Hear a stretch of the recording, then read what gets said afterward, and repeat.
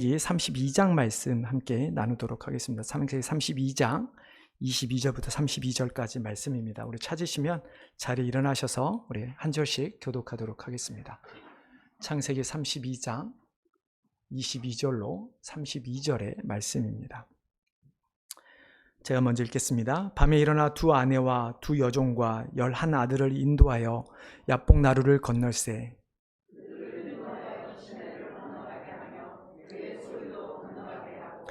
야곱은 홀로 남았더니 어떤 사람이 날이 새도록 야곱과 씨름하다가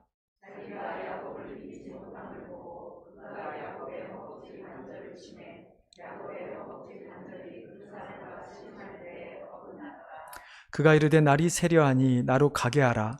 야곱이 이르되 당신이 내게 축복하지 아니하면 가게 하지 아니하겠나이다.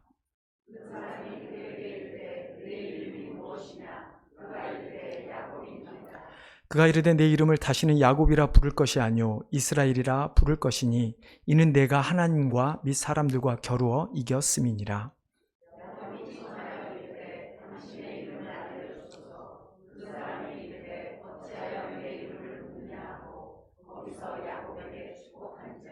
그러므로 야곱이 그곳 이름을 브니엘이라 하였으니 그가 이르기를 내가 하나님과 대면하여 보았으나 내 생명이 보존되었다 함이더라.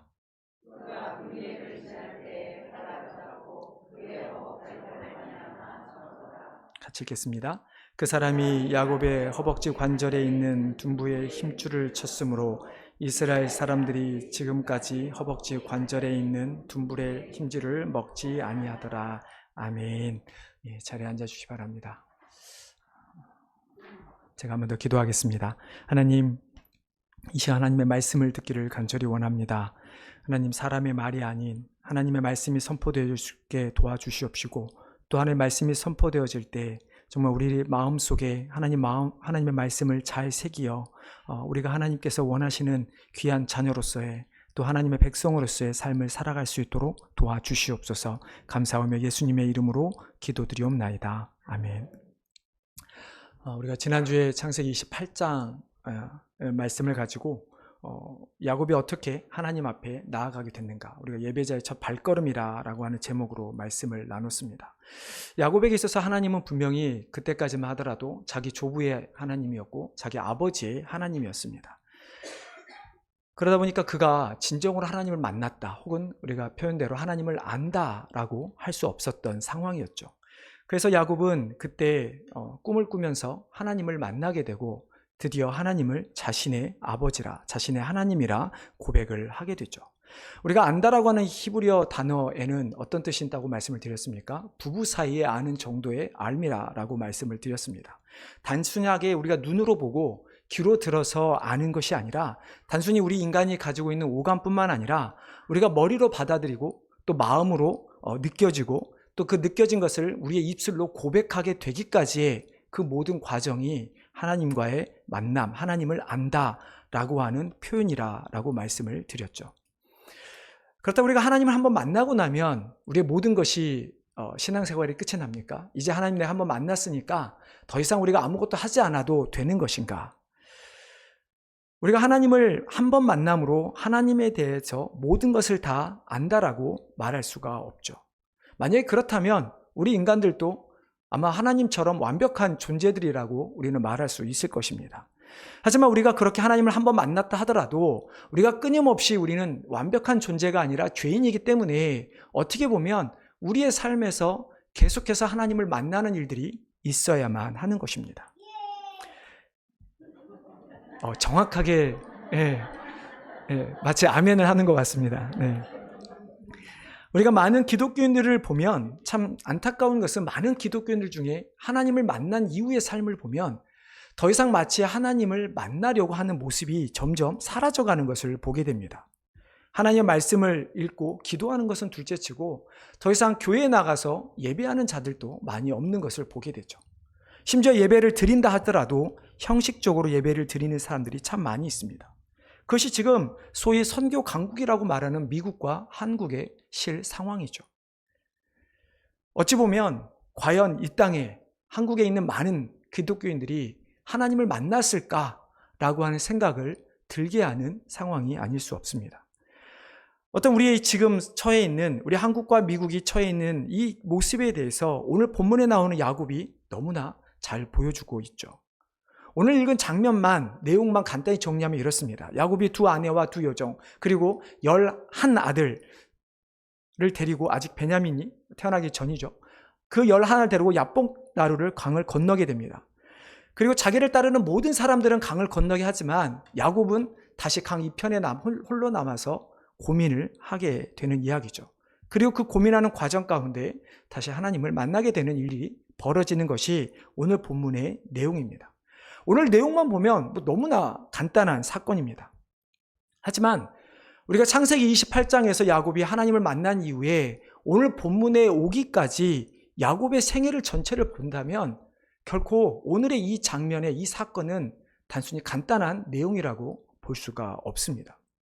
왜냐하면 또 한 번의 야곱의 인생이 바뀌는 장면이기 때문이죠. 창세기 28장에서 야곱은 하나님을 인격적으로 만난 후에 자신이 베고 있던 돌을 세우고 기름을 붓고 그곳이 지금 여기 하나님이 나와 함께 계시다라고 하는 고백을 하면서 그 지역을 베델, 하나님이 거하는 집이라고 부르게 되죠. 그리고 그곳에서 야곱은 하나님께서 자신에게 주셨던 언약에 대한 이야기를 하면서 하나님, 저를 지켜주시면 제가 하나님을 나의 하나님으로 제가 섬기고 내가 하나님의 집을 세우고 하나님 앞에 11조를 드리겠다라고 하는 헌신의 고백을 하게 됩니다. 하지만 야곱의 삶은 어떻습니까? 정말로 그 이후의 삶이 야곱이 하나님을 온전히 의지하고 하나님의 말씀에 따르는 삶을 살았습니까? 절대 그렇지 않죠. 오히려 하나님이 없는 것처럼, 더 나아가서는 하나님을 이용한 사람이 바로 야곱이었습니다. 우리는 야곱이 베델에서 하나님을 만난 후의 삶, 즉 28장 이후에 오늘 본문에 오기까지의 삶도 조금은 살펴볼 필요가 있는데요. 야곱은 베델에서 하나님을 만난 후에 이제 외삼촌 라반이 있는 밧다라 아람으로 도착하게 됩니다. 그리고 우여곡절 끝에 라반의 둘째 딸인 라헬을 만나게 되죠. 그리고 외삼촌 라반을 만나게 됩니다. 외삼촌 라반을 만났을 때 야곱이 라반에게 한 이야기가 무엇인가? 창세기 29장 13절에 보면 이렇게 이야기합니다. 야곱은 외삼촌 라반에게 자기의 모든 일을 고하였다라고 성경은 기록하고 있습니다. 여러분, 한번 합리적인 의심을 해보시죠. 야곱이 과연 라반에게 모든 것을 이야기했다고 하는데 어디까지 이야기를 했을까요? 아마 제 생각에는 야곱이 그냥 어떤 어머니가, 특별히 어머니가 자기에게 그 땅이 아닌 자기의 가족, 친족 중에서 아내를 얻었으면 좋겠다라고 하는 것 때문에 그 집에 왔다라고 저는 말했을 것 같습니다. 결코 그는 라반에게 자기가 어떻게 형 에서를 속이고 어떻게 엄마와 작당을 해서 아버지 이삭을 속이고 그것 때문에 도망쳐 왔다는 이야기를 하지 않을 것 같습니다. 왜냐하면 이것이 인간의 본성이기 때문이죠. 우리만 보더라도 결코 우리가 잘못한 것에 대해서 다른 사람에게 말하지 않습니다. 만약에 야곱이 그렇게 자신의 실수에 대해서 라반에게 다 이야기를 했다면 과연 라반의 집에서 살 수 있었을까? 아니, 혹시 살았다 하더라도 라반이 자신의 두 딸을 야곱에게 주고 자신의 모든 재물을 야곱에게 맡길 수 있었을까? 하지만 야곱에게 속은 라반은 어떻게 합니까? 둘째 딸 라헬뿐만 아니라 첫째 딸 레아도 야곱에게 줍니다. 그리고 자신의 모든 양떼를, 염소떼를 야곱에게 맡기게 되죠. 이 장면을 보면 마치 무슨 첩보 영화 같은 느낌을 보게 됩니다. 서로 속이고 속이는 그런 모습. 야곱만 삼촌을 속인 것이 아니라 삼촌도 조카 야곱을 속이는 모습을 보게 되죠. 그러면서 라반이 하는 말이 아주 가관입니다. 창세기 3절 보면 라반이 야곱에게 이렇게 이야기합니다. 하나님께서 너로 말미암아 내게 복 주신 줄을 내가 깨달았노니 내가 나를 사랑스럽게 여기거든 그대로 있으라. 하나님께서 너로 말미암아 내게 복을 주셨으니까 야, 야곱아, 너만 괜찮으면 계속 이 집에 머물면서 나와 함께 살면서 잘 살아보자 라고 하는 이야기를 하고 있는 것입니다. 근데 이 라반의 말에 야곱의 대답은 더 가관입니다. 창세기 3장 30절에 보면 야곱이 이렇게 말합니다. 내가 오기 전에는 외삼촌의 소유가 적더니 번성하여 때를 이루었으니 내 발이 이르는 곳마다 여호와께서 외삼촌에게 복을 주셨나이다. 야곱도 라반에게 말하기를, 삼촌, 맞아요. 나 때문에 당신이 지금 복을 받았습니다. 나 때문에 하나님께서 당신에게 복을 주셨습니다라고 지금 자랑하고 있는 것을 보게 됩니다. 물론 우리가 하나님을 보면 하나님은 얼마든지 우리에게 축복을 주실 수 있는 능력을 가지신 분이십니다. 그리고 실제적으로 하나님의 자녀들에게 이 땅에서 살 수 있도록 많은 것들을 공급해 주시는 분이 하나님이십니다.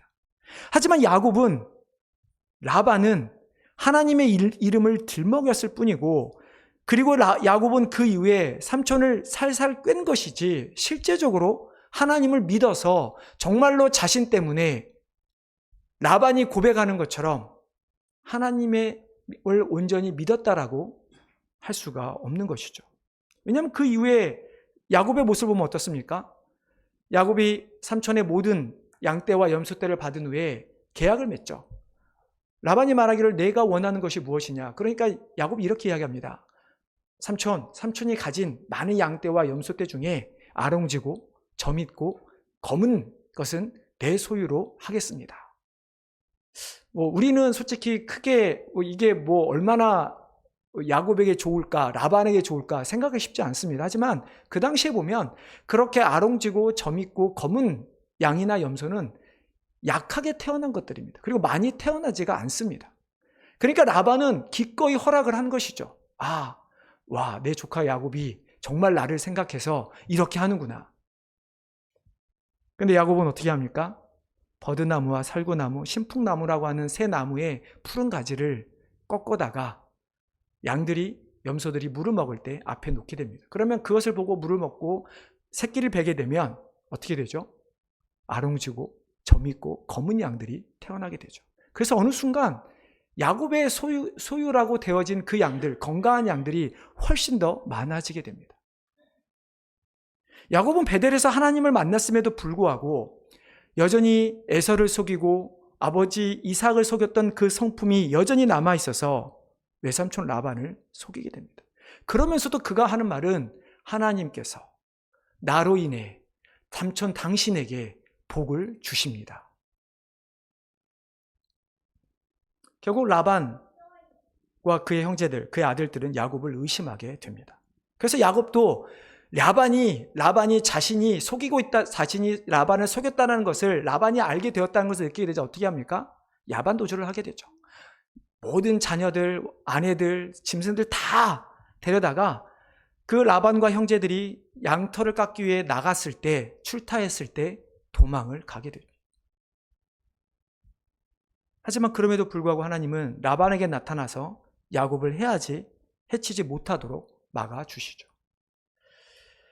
야곱을 택하신 하나님은 야곱이 하나님을 찾지 않아도 여전히 자신의 지혜와 힘으로 살아가는 야곱이지만, 남을 속이며 살아가지만 하나님은 자신이 택하셨기 때문에 그의 실수를 보시지 아니하시고 야곱을 지켜주시겠다가 말씀하신 것이죠. 이에 야곱은 라반과 언약을 맺고 언약을 맺은 그 산에서 하나님께 제사를 드리게 됩니다. 이것이 우리가 읽은 본문의 앞에 나오는 일인데요. 하나님께서 제사를 드린 야곱에게 어떤 일이 일어납니까? 길을 가는데 하나님의 사자들을 만나게 됩니다. 야곱의 표현으로는 그 사람들이 얼마나 많았는지 하나님의 군대 마하남이라고 표현을 하죠. 여전히 야곱은 하나님께서 자신과 함께 있고 하나님의 군대를 통해 자신을 지켜주고 있다는 사실을 다시 한번 깨닫게 됩니다. 우리의 모습 또한 야곱과 별반 다르지 않습니다. 우리가 하나님을 믿는다고 하지만 우리가 하나님을 잘 찾지도 않고 우리가 가진 힘으로 우리의 닥친 문제들을 해결하는 모습, 얼마나 똑같습니까? 말로는 하나님을 찾으며 하나님의 뜻대로 산다고 하지만 정작 우리의 모습을 보면 하나님을 두려워하지도 않고 하나님이 없는 것처럼 살아가는 우리의 모습이 얼마나 많이 있습니까? 만약 지금 이 질문에 여러분이 나는 아니다 라고 생각했다면 바로 그것이 야곱의 모습입니다. 하나님의 이름을 들먹이면서 여전히 하나님이 없는 것처럼 사람을 속이며 살아가는 야곱의 모습. 하지만 하나님은 야곱이 드린 제사를 보시고 역시 그에게 나타나셨습니다. 이처럼 하나님은 우리가 하나님을 찾기만 하면, 하나님 앞에 나와 예배만 드린다면 하나님은 다시 우리를 찾아와 주셔서 만나 주시겠다고 말씀해 주시는 것이죠. 우리가 인간적인 생각을 버리고 하나님 앞에 나아가면 한다면 하나님은 우리와 항상 함께 계신다라고 말씀하시는 것이죠. 마치 시편 121편에서 이스라엘 백성들이 성전에 올라가며 노래를 불렀던 것처럼 졸지도 아니하시고 주무시지도 아니하신 그 하나님께서 지금부터 영원까지 우리의 출입을 지키셔 주시겠다는 그 고백의 말씀이 우리의 삶에서 이루어지게 되는 것입니다. 그런데 야곱의 모습은 아직도 언제나 하나님의 사람으로 변화되지 않음을 볼 수 있습니다. 하나님의 군대를 만났고 그 군대가 자신과 함께하고 있음을 알았음에도 불구하고 여전히 그는 그 하나님의 군대가 가진 능력보다, 하나님의 능력보다 당장 눈앞에 있는 에서와 그를 따르는 무리들이 두려울 수밖에 없었습니다. 그래서 야곱은 사자를 먼저 에서에게 보냅니다.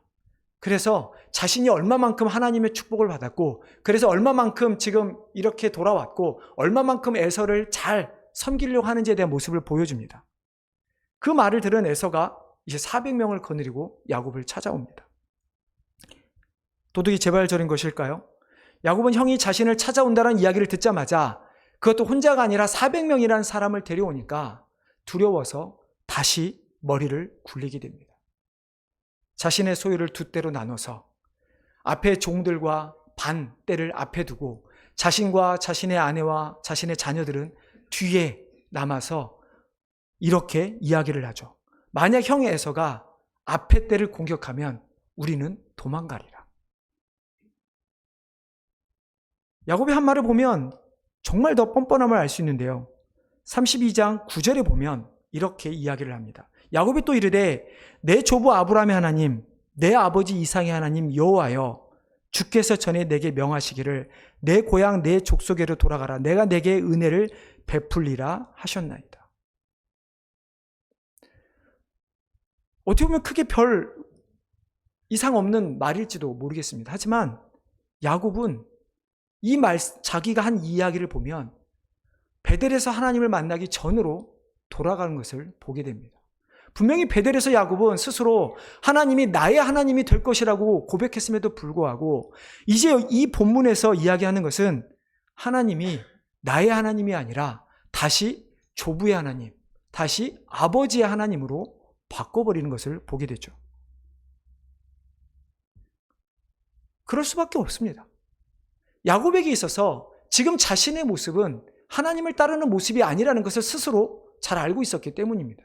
그래서 그가 찾아야 될 하나님은 정말 잘 섬겼던 자기 할아버지, 하나님을 정말 잘 따랐던 자기 이삭, 자기 아버지의 하나님, 그 하나님 앞에 나아갈 수밖에 없는 것입니다. 내 힘으로 내 스스로 나아갈 수 없으니까 할아버지와 아버지, 그들이 잘 섬겼던, 그래서 그들에게 복을 주셨던 그 하나님을 다시 찾을 수밖에 없는 것입니다. 오늘 이 야곱이 32장 9절에서 자신이 하나님 앞에 외치는 이 고백은 어떻게 보면 자신이 죄인인 것을 드러내는 모습인 것이죠. 하나님을 만났고 하나님 뜻대로 살겠다 고백했지만, 그러나 지금 이 순간까지 여전히 다른 사람을 속이고 사람을 두려워하며 자신의 힘으로 문제를 해결했던 자신의 모습. 그래서 그는 하나님을 자신의 하나님으로 부를 수가 없었던 것입니다. 얼마나 안타까운 일입니까? 하나님께서 만나 주셨음에도 불구하고 여전히 그 하나님이 나의 하나님이 될 수 없는 이 상황이 말이죠. 야곱이 해야 했던 것은 무엇이었을까요? 자기의 조부와 아버지의 하나님의 이름을 들먹이고 하나님께서 자기에게 주신 언약을 들먹일 것이 아니라, 하나님, 내가 잘못했습니다, 살려주십시오라고 하는 고백을 해야 하는 것이 야곱이었습니다. 하지만 그는 그렇게 하지 않았고 여전히 하나님을 자신의 하나님으로 부를 수가 없었던 것이죠. 근데 하나님은 어떤 하나님이십니까? 그럼에도 불구하고 여전히 야곱에게 있어서 야곱의 하나님이 되기를 원하셨습니다. 마찬가지로 하나님은 지금도 여전히 여기에 있는 우리 모든 성도들의 한 사람 한 사람의 하나님이 되시기를 원하십니다. 근데 우리는 정말로 하나님을 부를 때 나의 하나님, 나를 택하시고 인도하시는 하나님이라고 고백하고 있습니까? 정말로 우리는 여전히 하나님을 혹은 나의 하나님이라 부르지 못하는 삶을 살아가고 있지는 않습니까? 마치 야곱처럼 자신의 생명을 지키기 위해 다른 사람의 목숨은 쉽게 희생하려는 그의 모습, 자신을 지키기 위해 누군가를 희생하려고 하는 그 모습, 자신의 지혜로 자신에게 닥친 문제를 해결하는 모습이 여전히 우리에게 있지 않냐 하는 질문인 것이죠. 20절에 보면 야곱은 자신의 재물로 형의 기물을 풀어주려 문제를 해결해 봅니다. 20절에 보면 앞에 보내는 예물로 형의 감정을 푼 후에 대면하면 형이 혹시 나를 받아주리라. 야곱은 끝까지 하나님을 믿지 못한 채 자신이 가진 재물로 이 문제를 해결하려고 하죠. 베델에서 하나님을 만났고 길에서 하나님의 군대를 보았음에도 불구하고 하나님을 믿지 못하는 야곱의 모습. 그 두려움 때문에 야곱은 하나님을 만났던 그 경험을 잊어버리고 말 것이죠. 아무것도 없는 깜깜한 어두운 곳에서 당장 내일이면 형 에서를 대면하는 상황 속에서 두렵고 떨려 아무것도 할 수 없는 그 상황에 처한 야곱. 두려움과 불안감 때문에 잠을 잘 수 없었던 그 야곱. 그 야곱에게 어떤 일이 일어납니까? 어떤 한 사람이 찾아와 야곱과 밤새도록 씨름을 하게 됩니다. 오늘 본문을 보면 그 사람이 어디서 왔는지, 왜 씨름을 하는지, 왜 그 사람은 야곱을 이길 수 없었는지, 왜 갑자기 반칙을 해서 야곱을 넘어뜨리는지 어떠한 단서도 성경은 이야기하고 있지 않습니다. 많은 의문을 가질 수밖에 없죠. 하지만 이런 난해한 부분을 만나게 되면 우리가 생각해야 할 것은 자꾸 그 난해한 부분을 가지고 왜 이랬을까라는 것을 찾아내려는 것이 아니라 오히려 성경이 말하고자 하는 것이 무엇인지를 우리는 생각해야 합니다. 그러면 오늘 본문에서 어떤 사람이 야곱과 만나는 이 상황에서 왜 이런 일이 일어났고 어떤 것을 우리에게 보여주고자 하는 것을 알기를 원한다면 우리가 집중해야 할 것은 어떤 사람이 야곱과 씨름한 것이 아니라 씨름 이후에 그 사람이 야곱과 대화하는 모습에 우리는 더 집중해야 하는 것입니다. 여러분 27절을 한번 같이 보겠습니다. 자, 27절 보면 어떤 이야기를 합니까? 그 사람이 그에게 이르되 내 이름이 무엇이냐? 그가 이르되 야곱이니이다. 그 사람이 야곱을 만나서 물론 우리가 그 사람이 나중에 하나님이라는 사실을 우리는 알게 됩니다. 하나님이 야곱에게 만나서 첫 번째 했던 질문이 무엇입니까? 내 이름이 무엇이냐라고 하는 질문입니다. 정말 이 사람이 우리가 아직 하나님인지 모르기 때문에 27절까지만 왔을 때 이 사람이 정말 야곱의 이름을 몰라서 그에게 물었을까요? 이 사람이 야곱의 이름을 물은 것은 야곱으로 하여금 자신이 누구인가를 다시 한번 상기시켜주기 위함입니다. 여러분 이름에는 단순히 우리가 누군가를 부를 때 제가 제 아들을 부를 때 채명아 그냥 그를 부르기 위해서 부르는 것이 아니라 그 당시에는 그 이름에는 그 사람의 모든 것이 담겨 있는 것입니다. 야곱이 자신의 이름을 대라고 물어본 그 사람에게 어떤 생각을 했을까요? 아마 자신의 인생을 쭉 돌이켜보면서 자신에게 삶에서 자신의 모습을 떠올린 것은 한 가지밖에 없었을 것입니다. 자기 이름의 뜻처럼 속이는 자, 형을 속이고 아버지를 속이고 삼촌을 속이고 그의 형제들을 속였고 어떻게 보면 하나님까지 속이며 살았던 자신의 모습. 그래서 야곱 또한 그 사람의 질문 앞에 자기 스스로 야곱입니다. 나는 사람을 속이는 자입니다. 라고 고백할 수밖에 없었던 것이죠.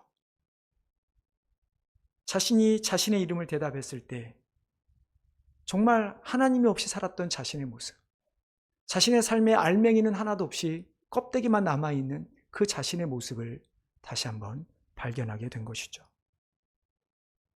그런 야곱에게 그 사람이 어떻게 대답합니까? 우리 28절 말씀 한번 같이 읽어보도록 하겠습니다.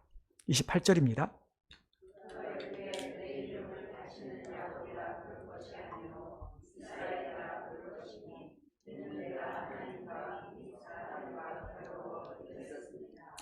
야곱이라고 하는 이름, 속이는 자의 이름에서 이제는 이스라엘이라고 하는 이름으로 바꾸게 됩니다.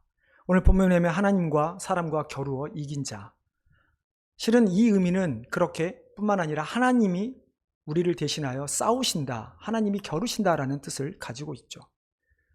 이제 이 이름이 바뀌면서 야곱의 삶은 변화를 겪게 됩니다.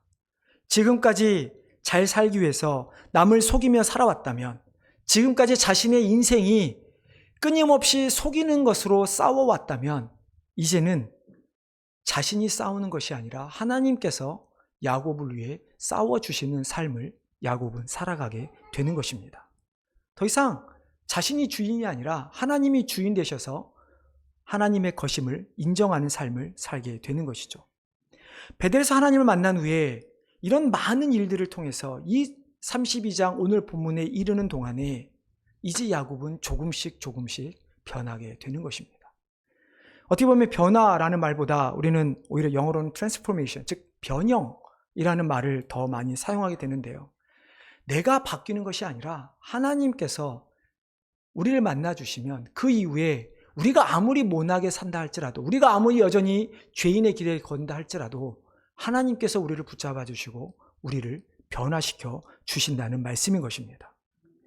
하나님께서 이제 야곱 걱정하지 마, 내가 이제 너를 책임져 줄게 라고 하는 말씀인 것입니다.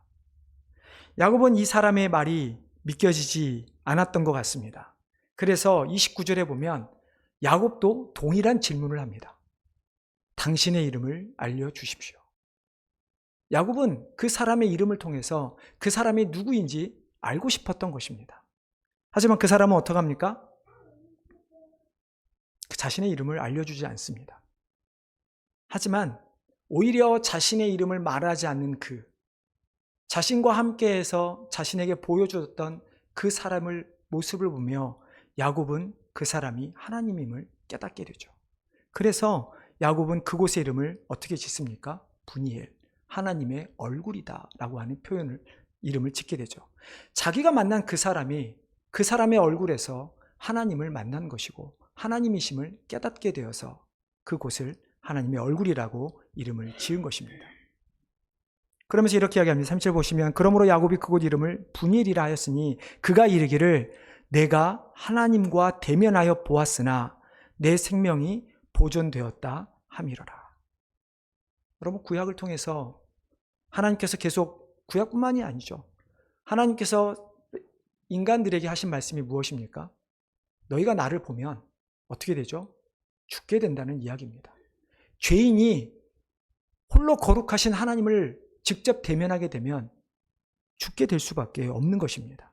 하지만 하나님이 우리를 찾아와 만나 주셨고, 그래서 우리를 변화시켜 주시면 우리가 하나님을 만나게 된다 할지라도 그 하나님과의 만남이 죽음이 아니라 우리에게는 영원한 기쁨이요 소망이요 생명이 되는 것이죠. 하나님께서 우리에게 보내주신 예수 그리스도를 우리가 믿음으로 말미암아 하나님께 순종하고 하나님이 진정한 하나님이심을 우리가 깨닫게 되고 하나님이 우리의 창조주이신 창조주심을 고백하며 나아갈 때 단순히 우리의 말뿐만이 아니라 우리의 겉으로 보이는 모습뿐만 아니라 우리의 내면이 점점 더 하나님의 사람으로 바뀌어가게 되는 것이죠. 그럴 때 비로소 우리는 하나님의 얼굴을 볼 수 있게 되는 것입니다. 만약에 구약이었다면 우리는 우리의 죄 때문에 하나님을 볼 수가 없었을 것입니다. 하지만 감사하게도 우리는 예수 그리스도가 이 땅에 오신 이후의 삶을 살기 때문에 나의 죄가 아니라 내가 믿는 그 예수 그리스도 때문에 우리는 하나님 앞에 나아갈 수 있게 되는 것이죠. 오늘 본문에서 우리가 깨달아야 하는 것, 정말 잊지 말아야 할 한 가지는 우리가 하나님을 만났다면 이제 그 이후에 하나님께서 우리를 변화시키고자 하는 그 하나님의 뜻을 따라 우리는 변화되어야 한다는 것입니다. 하나님 믿는다고 하면서 여전히 내 생각과 경험으로 살아가고자 하는 것이 아니라 조금은 불합리해 보여도, 조금은 이해되지 않아도, 조금은 손해보는 것 같아도 그것이 하나님께서 기뻐하시는 일이라면, 그것이 하나님의 사명이라면 나를 내려놓고 하나님께서 원하시는 모습으로 바뀌어 가야 한다라는 것이죠. 이것이 하나님을 만난 사람들의 보여야 될 모습이며, 이것이 오늘 우리 장로님께서도 기도하셨지만 우리가 이 땅에서 이곳에서 밖에 있는, 교회 밖에 있는 사람들에게 복음을 전하는 모습이 되는 것입니다. 여전히 나의 삶에서 내가 싸우는 것이 아니라 하나님이 나를 위해 싸울 수 있도록 하나님께 우리의 주인의 자리를 내어드리시기를 바랍니다. 그래서 말씀드린 것처럼 조금 손해보는 것 같고 지는 것 같아 보여도 분명히 하나님께서 우리를 향해, 교회를 향해, 이 땅에 하나님 나라를 향해 가지고 계시는 그 선한 뜻이 이루어질 것을 우리는 보고 걸어가는 것입니다. 이런 변화가 우리 가운데 있기를 바랍니다. 다른 사람들에게 잘 보이고 사람에게 인정받으려는 변화가 아니라 정말로 하나님 앞에 인정받으려는 우리의 모습, 하나님께 온전히 나아가려고 하는 우리의 모습, 더 이상 하나님이 없다 하는 자들이 아니라 살아계신 하나님을 인정하며 나아가는 우리의 모습이 있기를 바랍니다. 그래서 야곱처럼 정말 두렵고 그 불안한 상황 속에서도 아무리 이 세상이 캄캄하고 어두운 삶이라 할지라도, 앞이 보이지 않나 할지라도 여전히 우리의 등불이 되시는 그 주님께 온전히 매달리며 주님만 바라보며 살아가는 우리 귀한 성도님들 되시기를 주님의 이름으로 축원합니다. 하나님 아버지, 은혜를 감사를 드립니다. 참 야곱의 인생을 보면 그의 이름처럼 평생에 걸쳐서 하나님을 속이는 자였음에도 불구하고 하나님께서 언약 가운데, 사랑 가운데 그를 택하여 주시고 그를 버리지 아니하시고 그가 온전히 바뀔 때까지 그를 찾아와 주셔서 만나 주신 하나님, 그 하나님이 지금 이 시간 우리 모두를 만나 주시기를 간절히 바라고 원합니다. 하나님, 그래서 정말 우리가 우리의 생각으로, 우리의 판단으로 살아가는 것이 아니라 하나님께서 우리 각자에게 원하시는, 또 우리 각자에게 부어주신 그 사명이 무엇인지를 깨닫고 우리의 삶이 변화되어 그 사명을 감당해 나가는 주의 귀한 백성들 되게 하여 주시옵소서. 다시 한번 우리가 야곱처럼 하나님, 우리의 삶이, 우리가 처해 있는 상황이 하나님의 집이 되기를 원하며 하나님의 얼굴이 드러나는 곳이 되기를 원합니다. 하나님, 우리와 함께하여 주시옵소서. 감사하며 예수님의 이름으로 기도드리옵나이다. 이 시간 준비하신 예물 하나님께